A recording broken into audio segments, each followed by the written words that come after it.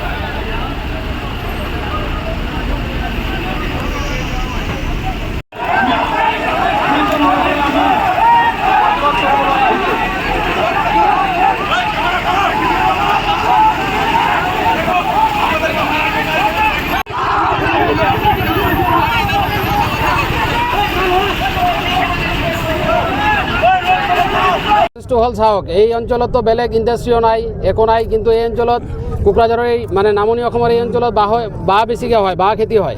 তো বাঁহ খেতিৰ লগতে জড়িত মানুহ, বাঁহ তাৰ পৰা কাটি আনে, তাৰপিছত আমি বাহিৰত পঠাওঁ। তো বাঁহৰ লগত ইমান মানুহ জড়িত, তো বাঁহত আমি GSTও পে' কৰি আছোঁ, গোটেই যি চৰকাৰী যি নিয়ম নীতি আছে গোটেই পালন কৰি আছোঁ। তাৰপিছতো ইয়াত ৰখাই মেলি 3 দিনৰ পৰা গাড়ী ৰখাই মেলি 3000 টকা এটা গাড়ীত লাগিব, নহ'লে সেইটো কি কৰি আছে 40-42 হাজাৰ টকাকৈ ফাইন কাটি আছে। তো আমি ঊৰ্ধ্বতন কৰ্তৃপক্ষলৈ জনাইছোঁ, পুলিচৰ ঊৰ্ধ্বতন কৰ্তৃপক্ষলৈ জনাইছোঁ। দুদিন আমি চালোঁ যে এইটো কোনো এটা সমাধা ওলাব, কিন্তু দুদিনত সমাধা যেতিয়া ওলোৱা নাই, এই মানুহকেইটাই 3 দিনৰ পৰা কাম বন্ধ। তো সিহঁতে এতিয়া 3 দিনৰ পৰা কাম বন্ধ, সিহঁতে ঘৰটো কেনেকৈ চলাব? তো সেই উদ্দেশ্য লৈ যে আমি একত্ৰিত হৈ মেলি যে এই অনৈতিক কামটো আমি হ'ব দিব নোৱাৰি, তো সেই উদ্দেশ্য লৈ আজি আমি ইয়াত একত্ৰিত হৈছোঁ। শান্তিপূৰ্ণভাৱেই আমি ইয়াত মানে প্ৰটেষ্ট কৰিবলৈ আহিছিলোঁ, কিন্তু যিহঁতে পইচা উঠাই সিহঁতে লাঠি লৈ আমাৰ 2-এটা ল'ৰাক সিহঁতে পিটিছে, আহত কৰিছে, সিহঁতে দুখ পাইছে। তো সেইটো সাহস সিহঁতে ক'ত পালে? তো নিশ্চয় আৰু যেনেকুৱা অসমৰ পৰা ওলোৱা ৰাস্তা এইটো, তো গোটেই ভাৰতবৰ্ষলৈ অসমৰ কাৰণে এটা বেয়া মেছেজ এটা গৈ আছে মই যেনেকৈ ভাবোঁ। কিয়নো আমাৰ বাঁহ যেনেকৈ যায় মহাৰাষ্ট্ৰৰ পৰা আৰম্ভ কৰি একদম তামিলনাডু, কৰ্ণাটকলৈকে, কেৰালালৈকে, অল ইণ্ডিয়া গোটেই ভাৰতবৰ্ষতে যায়। তো তাত গ'লে কি হ'ব, তাত কাম কৰা যে বাঁহৰ দোকানীবোৰ আছে, ক'ব এই অসমত গুণ্ডাগৰ এটা ওলাওতো গুণ্ডাগৰ এটা লাগে।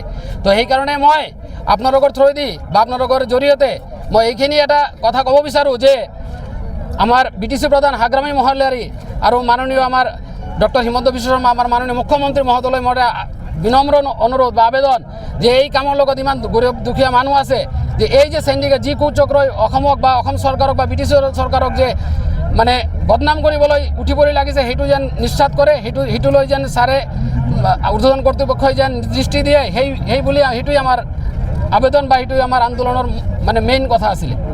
দিনত আমি এই আন্দোলন কৰিম, আমি নিজাববীয়াকৈ গৈ মুখ্যমন্ত্ৰীলৈ লগ কৰাৰ ব্যৱস্থা কৰি এই আমাৰ যি মানে অভাৱ অভিযোগ আছে সেইবোৰ আমি ৰখাৰ চেষ্টা ৰাখিম। আৰু আমি অহা দিনত আকৌ 2 এদিনতে আমি BTC প্ৰধানলৈ গৈ আকৌ এবাৰ আমি সবে মিলি পেলাই গৈ আবাৰ আমাৰ যে দাবি অজুৰ আপত্তি আছে সেইবোৰ ৰখাৰ আমি চেষ্টা ৰাখিম। হলো আপনাৰ ইয়াতে আমাৰ বাহৰ কাম আমাৰ BTC অঞ্চলত মানুষ কৰি খাই আছে, সব দুখীয়া মানুষ আৰ সবাই মিলে মোটামুটি 1-2 লাখ মানুষ কাম কৰি খাই আছে। 2 দিনেৰ পৰা আৰম্ভ হল এইটো মানে দাদাগিৰি লাগে 3000 কৰি, এতিয়া 3000 কৰি দাদাগিৰি লাগে। 2 দিন পৰা গাড়ী আটকাই ৰাখিছে, সেইকাৰণে আমাৰ লোকে পাৰমিশন লৈ এটা কাৰ্যসূচী তৈৰি কৰিছোঁ আৰ কি। সৰকাৰক আমাৰ লোকে GST দি কাম কৰি আছোঁ আৰু গৰিব দুখীয়া মানুহে কাম কৰি খাই আছে, সেইটোতো মানে অসুবিধা আর কি, দাদাগিরি দিব লাগে। আমার লোকে দাদাগিরিটো নিদিব আর কি। দাদাগিরি কি কোনে কৰি আছে এইটো আমাৰ লোকে এতিয়া গম পোৱা নাই। আমাৰ লোকে ইয়াৰ IC ছাৰক কোৱা হৈছে, ছাৰে খুজি আছে, একজনক ধৰিছে আৰু বাকী মানুহকো পলায়ন কৰিছে, ধৰিব আৰ কি। আজি দেখা গৈছে আপোনালোকৰ ওপৰত আমাৰ লোকৰ ওপৰত আমাৰ লোকে ইয়াৰ ইউনিয়নৰ ফালৰ পৰা আমাৰ লোকে ইয়াতে আহিছিলোঁ।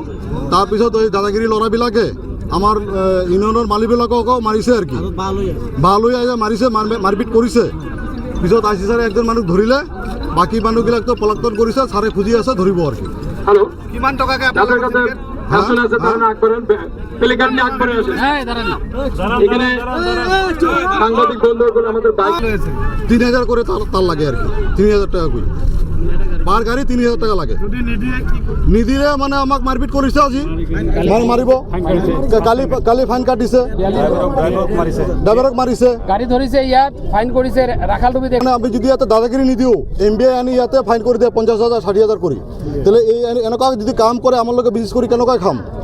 আমাৰ এই বাঁহৰ বিজনেছ কৰি ইয়াতে 1-2 লাখ মানুহ কাম কৰি খাই আছে, গৰীব দুখীয়া মানুহ।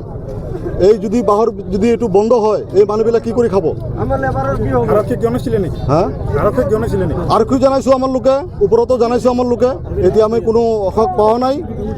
এতিয়া IC ছাৰ আহিছে, কি কয় আজিলৈকে সময় দিছে ছাৰে, এতিয়া কি কয় শুনো আৰু কি। এতিয়া